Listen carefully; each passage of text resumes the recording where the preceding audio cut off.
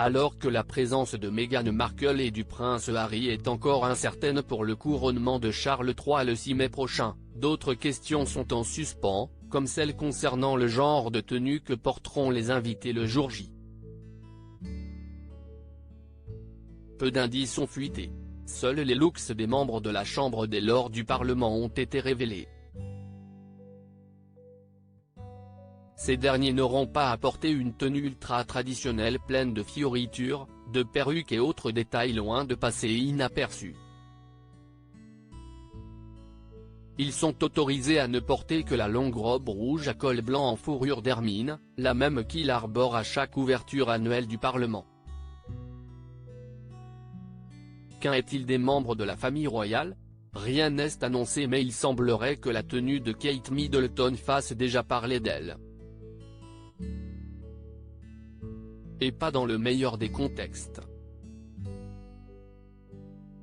Selon des sources du palais de Buckingham à The Mirror, la princesse de Galles compte opter pour un look loin de plaire à tout le monde. En coulisses, on a beaucoup discuté de sa tenue.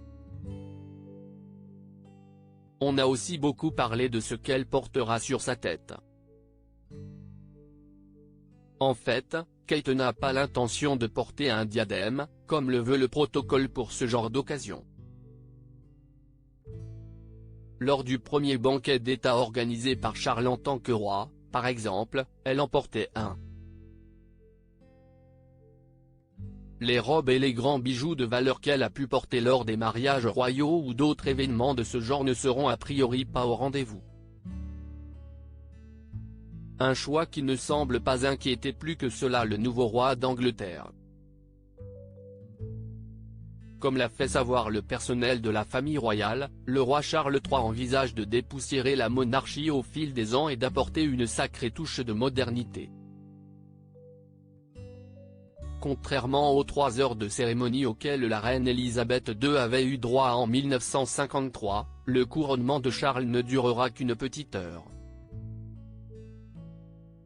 Un dress code bien plus souple. Il a beau avoir fêté ses 74 ans, Charles III sait pertinemment que les temps ont changé et qu'il faut vivre avec son époque.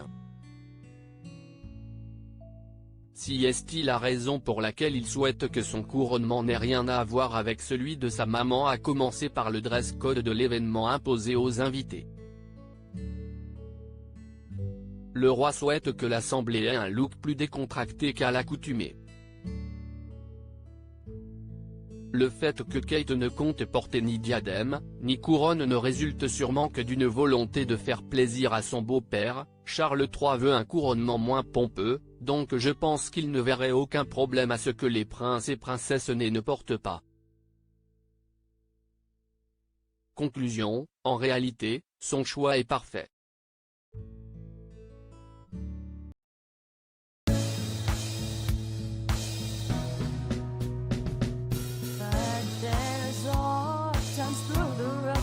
I think you can let me know. Sit down, sit back, let me help you out. The step I gotta seek, so I see you out there's on your own. But you wish that I was theirs, I would do too.